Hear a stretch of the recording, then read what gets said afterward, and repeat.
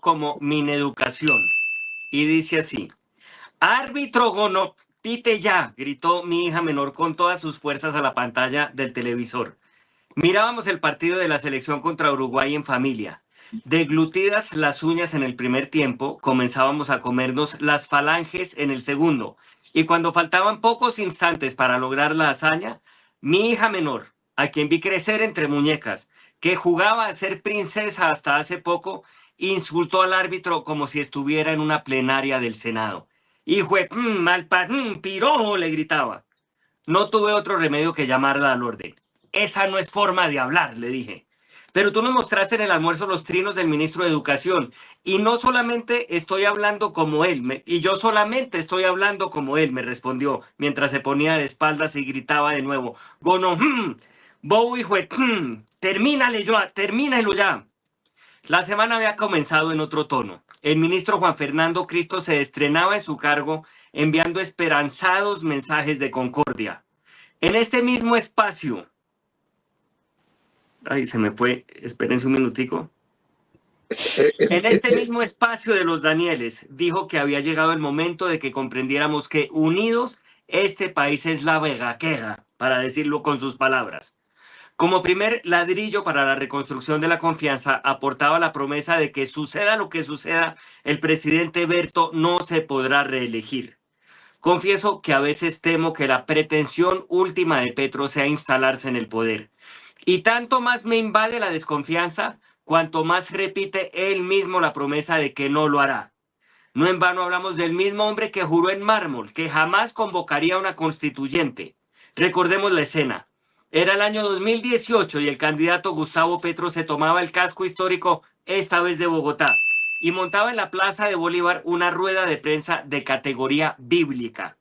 Rodeado por Antanas Mocus, que hacía las veces de Moisés, y algunos apóstoles del Partido Verde, el Redentor humano sostenía 2 tablas de mármol en las que se comprometía a no ser él.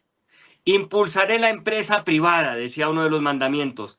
Manejaré los recursos públicos como recursos sagrados, decía otro, seguramente sugerido por Olmedo López. Nombraré a los más capaces, afirmaba el 8º aporte, seguramente de Armandito Benedetti. Y claro, no convocaré una constituyente. Habría podido añadir otros. No estigmatizaré a la prensa, por ejemplo, o no cogobernaré con Laura Sarabia, o jamás acudiré al implante capilar, mucho menos para echarme una cana al aire en Panamá. Pero las palabras del ministro me inyectaron ánimo, y por si faltaran buenas noticias, la misma Laurita Sarabia escribía en su cuenta de Twitter el nuevo eslogan oficial: que el país nos una. Y entonces me permití soñar, y por un momento visualicé que lográbamos ser una nación fraterna, que bajo un atardecer de ensueño y sobre una hermosa campiña colombiana conseguíamos tomarnos de las manos como camaradas.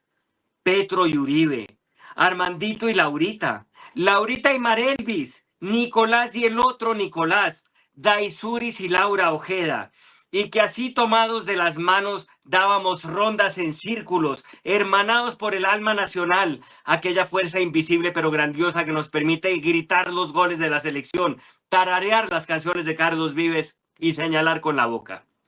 Al día siguiente, sin embargo, el presidente lanzó un trino que cayó como un rocket sobre mi optimismo.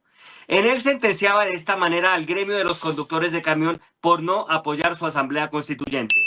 Comillas. La extrema derecha se lanza en contra de la constituyente porque saben que el pueblo no va a retroceder a la sangre y al terror de las noches, a la sierra eléctrica.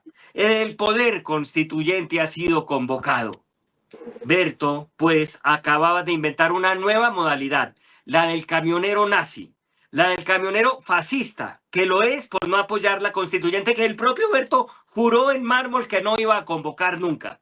Maldito rimulero, que ya no es parte del pueblo, sino de los grupos paramilitares, que utiliza la sierra eléctrica, lo mismo para cortar el churrasco de los abundantes almuerzos de carretera que se mete, que para llenar de terror las noches colombianas. Traté de no perder el ánimo, de aferrarme de las palabras de Cristo y no de su redentor político. Que el país nos una, me decía a mí mismo, y que para hacerlo Laurita Sarabia le decomise el celular al presidente. Pero en ese mismo momento Berto anunció el nombramiento de Daniel Rojas como nuevo ministro de Educación y las redes se inundaron de sus trinos de fanático grosero. Era como asistir a la resurrección de la nena Jiménez. Lanzaba insultos a todo aquel que cometiera el grave pecado de cuestionar a su jefe. Vieja hijuetantas, bobo maricán, pirobo, no, insultos y más insultos a periodistas, a líderes políticos y también a personas de bien. ¿No podía el presidente ofrecerle otro ministerio al menos? Si ese era el criterio de selección, ¿no era mejor nombrar directamente al ingeniero Hernández, por ejemplo, o a doña Gloria, la del Metrocable? ¿Esa es la paz de Santos? ¿El hermano de Duque es mamón? ¿El de Laurita Sarabia, millonario? No tenemos remedio.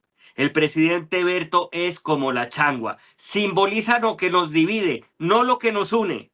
Sacrifica a una ministra con postdoctorado en educación y nombra en su reemplazo a un hombre sin preparación, cuya mayor credencial es la estridencia de su sectarismo.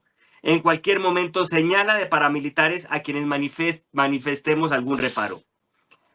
Por eso, para el 2026, nuestra única esperanza es que la Asamblea Constituyente de Berto permita la elección de un presidente extranjero y que podamos votar por el director técnico de la Selección Colombia, Néstor Lorenzo, el hombre que une lo que Petro separa. Mientras imaginaba que lo elegíamos, me sumé a los gritos de mi hija. ¡Acabalo ya, malpatanta! Le pedí al árbitro. ¡Pita pues, gonotanta! Y cuando al fin sonó el pitazo, me abracé con ella mientras sentíamos una dicha tan grande como el almuerzo de un rimulero. Ojalá que ganemos esta noche.